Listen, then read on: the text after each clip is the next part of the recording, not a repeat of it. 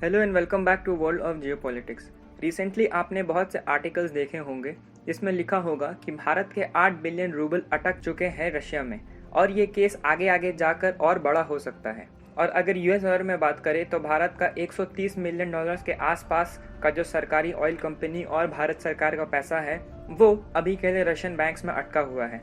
तो आइए एक डीप डाइव लेते हैं कि आखिर भारत का इतना पैसा रशिया में अटका क्यों और कैसे। दरअसल इंडिया के सरकारी कंपनियों ने रशिया के अलग अलग ऑयल फील्ड में स्टेक परचेज करके रखा है और इंडिया का ऑल टोटल स्टेक पूरे रशिया के अलग अलग ऑयल फील्ड्स में करीब 5.5 बिलियन डॉलर्स के आसपास है।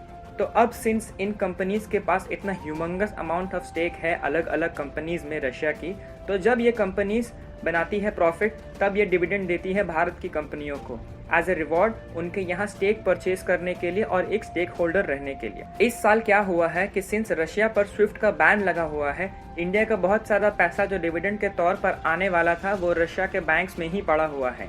ये एक बहुत ही स्ट्रेटेजिकली प्लान्ड मूव था यूएस का, ताकि सारी कंपनीज जिन्होंने निवेश किया था रशिया के ऑयल में वो अपना स्टेक अंत में बेचकर चले जाएं, क्योंकि हर साल उन्हें बहुत ही अच्छा खासा डिविडेंड मिलता है। मगर अभी तक यूएस की ये ट्रिक काम नहीं आई है और कोई भी कंपनी, चाहे वो इंडियन हो, चाइनीज हो या फिर और कोई भी देश की कंपनी ने अभी तक अपने स्टेक रशिया के ऑयल फील्ड में नहीं बेचे हैं। अब इस पूरी प्रॉब्लम का एक स्मार्ट और सिंपल सोल्यूशन भारत के पास ये है कि भारत इसी डिविडेंड के पैसे के बदले में या तो कोई और सामान मंगवा ले रशिया से, या फिर रशिया को ये अपील करे कि जितना डिविडेंड अमाउंट है वो भारत को उतना ही डिविडेंड अमाउंट का ऑयल दे दे, ताकि वो एक तरह से कॉम्पनसेट हो जाए। भारत के सामने सबसे बड़ी समस्या ये है कि भारत अगर चाहता तो रूबल भी ले सकता है, क्योंकि हाल फिलहाल में ही रूबल सबसे ज़्यादा स्ट्रॉन्गेस्ट करेंसी बन चुकी थी।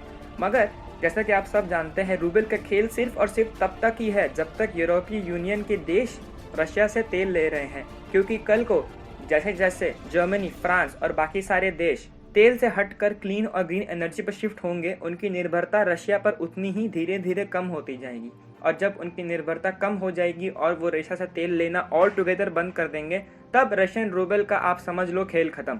तो उस सिनारियो में अगर भारत रशिया से रूबल लेगा भी तो वो इन दी एंड लास्ट में फंस जाएगा।